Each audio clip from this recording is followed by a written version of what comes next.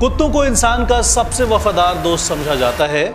सदियों से देश विदेश में ऐसे किस्से सुनाए जाते हैं, लेकिन हाल के दिनों में इसी वफादार दोस्त के दगाबाज और खूंखार होने की खबरें सामने आ रही हैं। दिल्ली, गाजियाबाद, नोएडा, लखनऊ, मुंबई हो या दक्षिण के राज्य, हर जगह से कुत्तों के काटने के वीडियो सामने आ रहे हैं। इनमें से कुछ तो वारदात जानलेवा भी हैं। नोएडा और ग्रेटर नोएडा में तो सोसाइटियों ने बाकायदा नियम बनाकर चस्पा कर दिए हैं। गाजियाबाद में जिला प्रशासन के लेवल पर कायदे कानून बनाए जा रहे हैं, लेकिन इन सब में सबसे गंभीर आवाज केरल से आई है।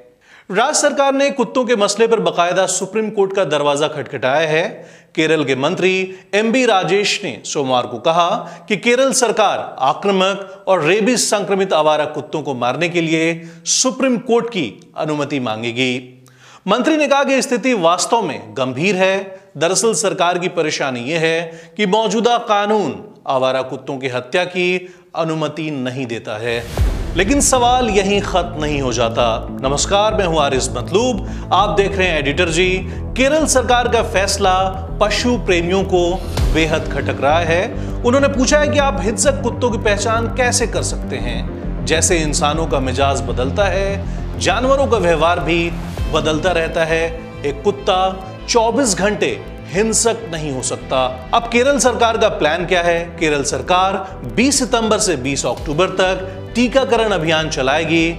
इनमें कई मुद्दों पर जोर दिया जाएगा, जैसे पशु जन्म नियंत्रण उपायों पर जोर दिया जाएगा, हॉटस्पॉट की पहचान की जाएगी, कैनाइन शेल्टर बनाए जाएंगे और पर्याप्त टीकों की खरीद की जाएगी। केरल में कुत्तों का किस तरीके का आतंक है? पिछले कुछ महीनों में रेबीज वैक्सीन लेने के बावजूद सिर्फ केरल में आवारा कुत्तों के काटने के मामलों में कई गुना बढ़ोतरी हुई है। यहां पिछले 8 महीनों में 95,000 से अधिक लोगों को कुत्ते ने काटा और पिछले साल 11 की तुलना में इस साल 14 लोगों की मौत कुत्तों के काटने से हुई है। अकेले केरल में इस साल 2018 में 1,48,899, 2019 में 1,61,055, 2020 में 1,60,483 और 2021 में 2,21,379 कुत्तों के काटने के सिर्फ केरल में मामले सामने आए हैं। अब सवाल है कि कुत्ता पालने के नियम क्या हैं?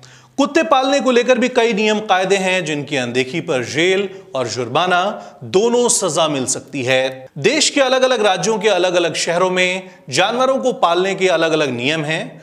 हालांकि कुछ नियम हर जगह एक समान हैं, जैसे पालतू जानवर का रजिस्ट्रेशन नगर निगम द्वारा तय राशि चुकानी होती है। समय समय पर रजिस्ट्रेशन का रिन्यूअल जरूरी होता है। नगर पालिका पालतू जानवर का रजिस्ट्रेशन तभी करता है जब उसे रेबीज का वैक्सीन लगा हो।